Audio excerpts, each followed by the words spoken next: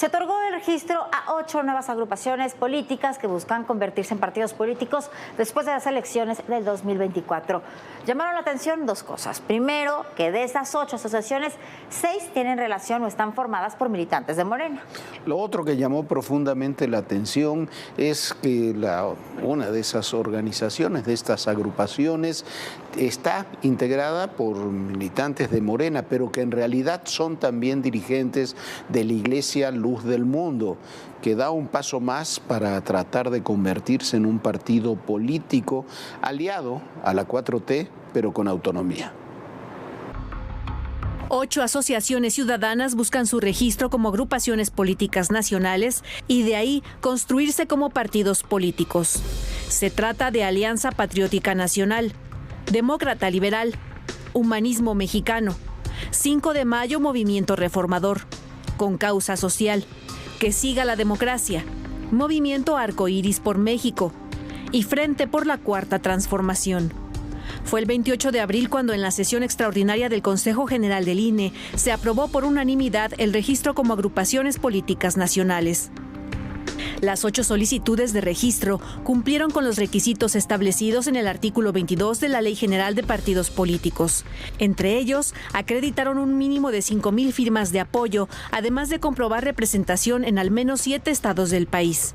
La mayoría de estas asociaciones son encabezadas por simpatizantes o integrantes de Morena. Uno de los que ha llamado la atención es Humanismo Mexicano, organización vinculada con la Iglesia de la Luz del Mundo, dirigida por Nazón Joaquín García, quien cumple una condena de 16 años y 8 meses de prisión en Estados Unidos por abuso sexual cometido contra menores de edad. El diputado morenista Emanuel Reyes Carmona, quien ha expresado abiertamente su adhesión a la Luz del Mundo, dijo que él presidirá la agrupación. En su cuenta de Twitter celebró el registro y agradeció el apoyo recibido por los ciudadanos. Junto con Emanuel Reyes, los diputados Fabio Castellanos y Hamlet García pertenecen a la Iglesia La Luz del Mundo.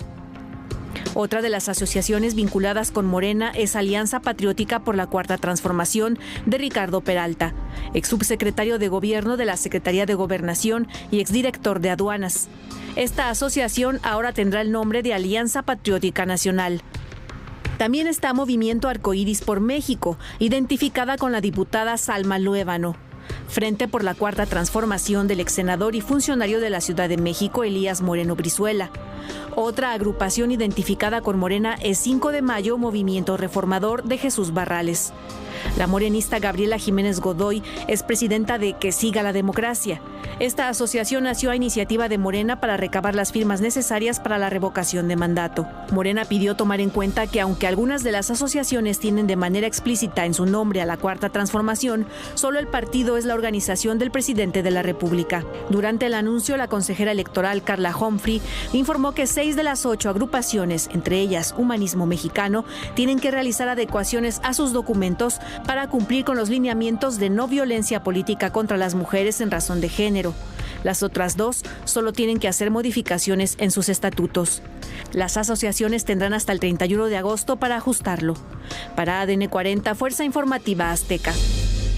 Y no deja de asombrar que Luz del Mundo dé ese paso y tenga ese apoyo del oficialismo, mientras su líder, a quien esa iglesia considera un enviado de Dios, a Nazón Joaquín, aquí hemos cubierto toda su historia, esté preso y condenado en Los Ángeles, acusado de haber violado a menores de edad, de abusos sexuales y de generar pornografía infantil.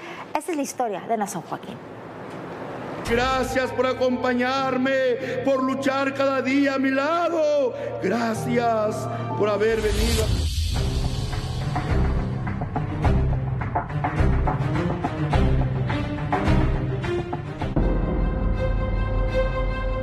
Es Nazón Joaquín García, el líder de la Iglesia La Luz del Mundo, un hombre que se autodenomina el pastor de Cristo, mientras que sus seguidores lo consideran el elegido por Dios.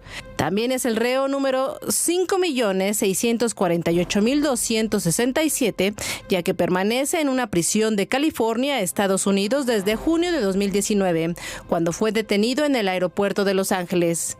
El año pasado fue condenado a 16 años y 8 meses de cárcel tras declararse culpable de 3 delitos de abuso sexual, porque en realidad tenía 19 cargos en su contra. Pero para evitar la cadena perpetua y la revelación de imágenes lascivas, obtuvo un trato. Las acusaciones en su contra fueron integradas por Bob Ronta, fiscal general de California, quien contaba con la denuncia de una menor de edad.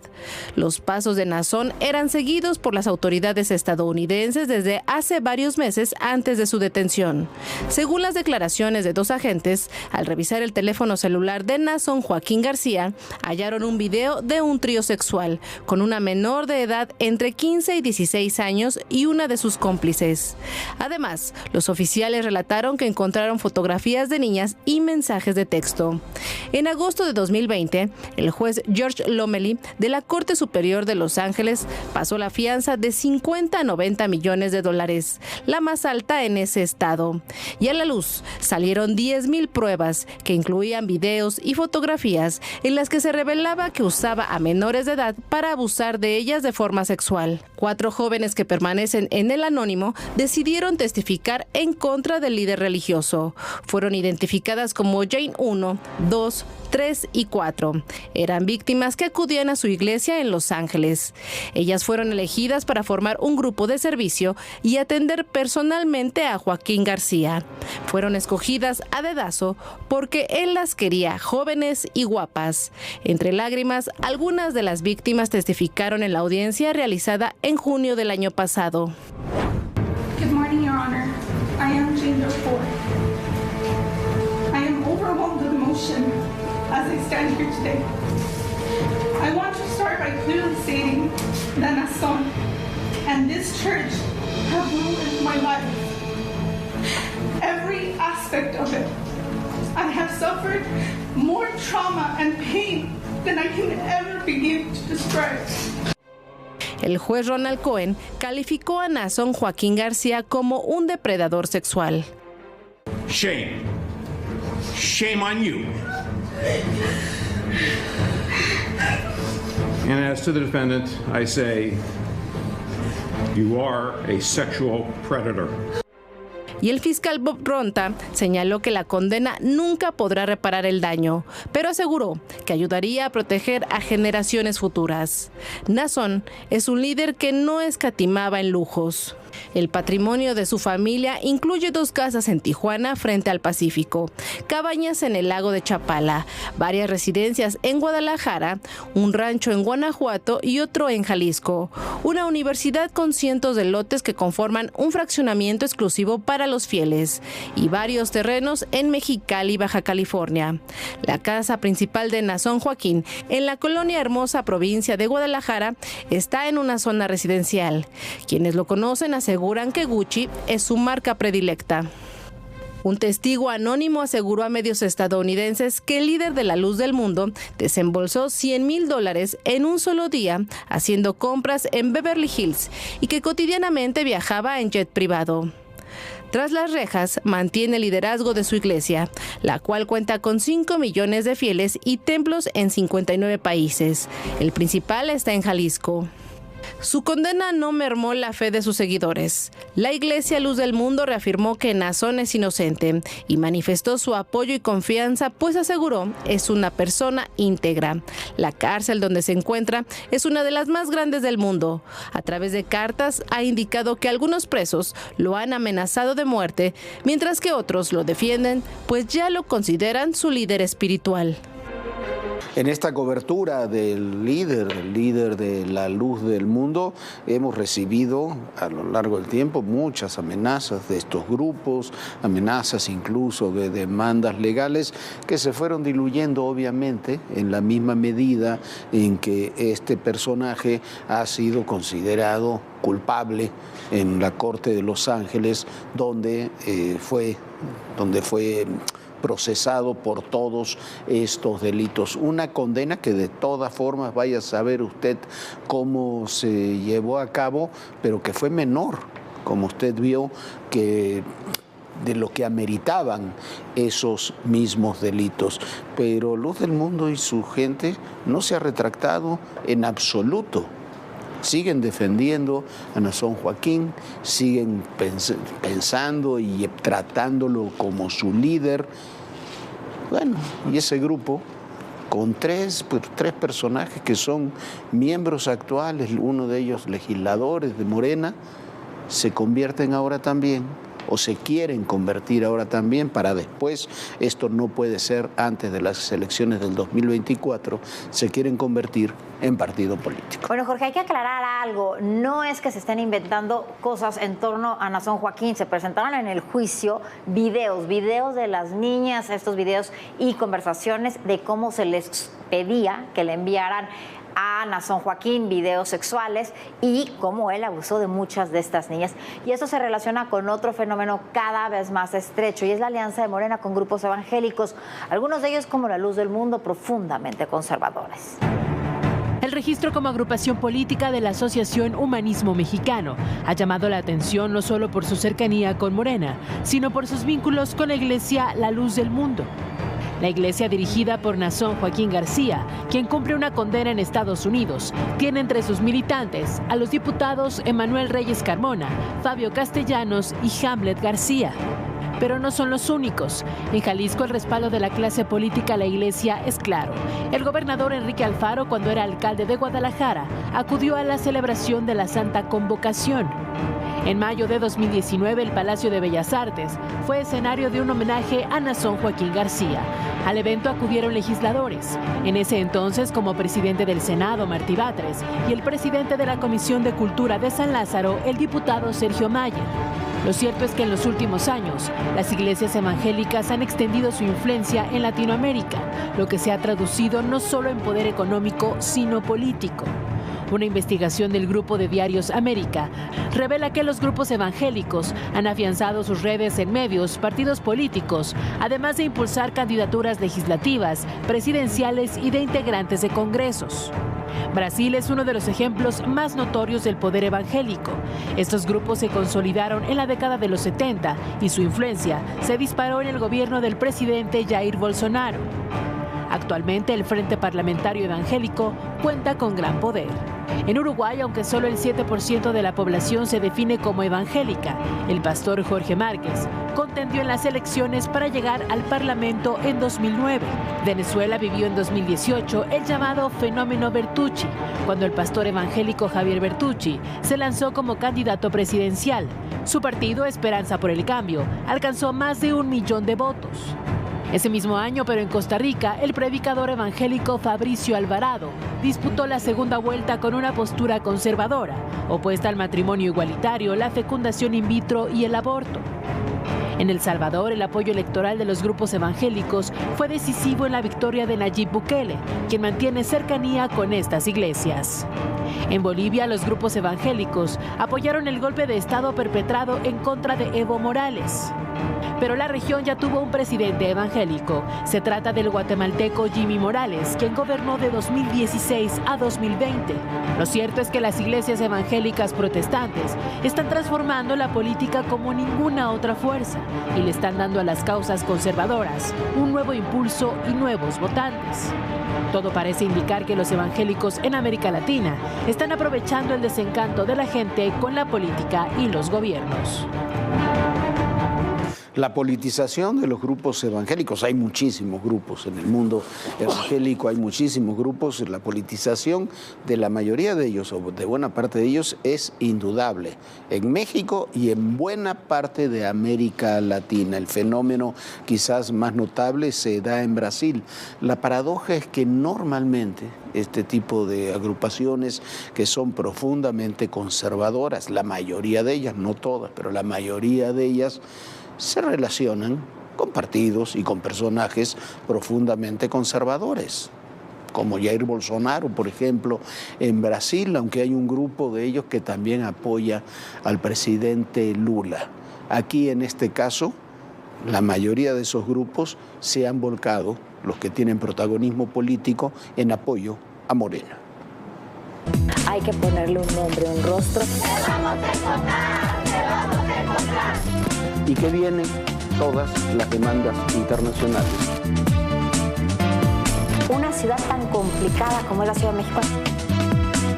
Ya llegamos a Aguililla, esta ciudad, la entrada a la Tierra Caliente.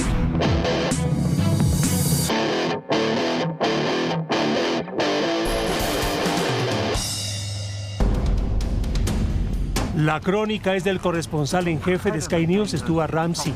Él tuvo acceso a un narcolaboratorio del cártel de Sinaloa donde procesan fentanilo. Describe el lugar: una choza con techo de lona cubierto con ramas y hojas en una barranca en la montaña de difícil acceso en el estado de Sinaloa, desde donde pudo ver helicópteros y drones del ejército. Muestra a detalle los instrumentos y la indumentaria de los llamados cocineros, todos cubiertos de pies a cabeza con pasamontañas, delantales, botas de agua, guantes y respiradores. Una vez dentro, observa el proceso de cocción. Este laboratorio produce hasta 50 kilos de fentanilo a la semana y es solo uno de cientos de laboratorios de fentanilo que trabajan para el cártel de Sinaloa. Mezclan ácidos, precursores y otras sustancias químicas, una nube de productos tóxicos que envuelve el lugar. El proceso dura hasta 3 horas y se divide en 3 fases, cada una más peligrosa que la anterior. Cada fase implica la mezcla de ácido, agua y otros productos químicos. Se produce un puré parecido a una papilla. Luego se vuelve a diluir y se vuelve a mezclar. Así hasta conseguir la mezcla ideal. El trabajo es peligroso. Uno de los cocineros confiesa a Ramsey que tiene miedo, que otros han muerto haciéndolo, pero que vale la pena por el dinero. Desde el año pasado se anunció la creación del Parque Binacional entre Nuevo Laredo, Tamaulipas y Laredo, Texas. Esto, y la idea principal, es poder unir las dos ciudades hermanas, los dos Laredos, y tener un proyecto similar al Riverwalk de San Antonio, Texas, en ambos lados de la frontera. El Parque Binacional es un proyecto con instalaciones similares en ambos lados del río, donde tendrían áreas verdes, lugares donde se pudieran realizar festejos y fiestas, incluso poder hacer algún concierto que se pueda ver en ambos lados de la frontera, y también un puente, y esto es muy importante, donde se puedan ver familiares que no tienen papeles, por ejemplo, para ingresar a los Estados Unidos, y ahí se puedan encontrar. Este es un proyecto muy grande en donde se ha trabajado muchísimo, sobre todo lo ha impulsado el embajador Ken Salazar, y esto es lo que se está haciendo.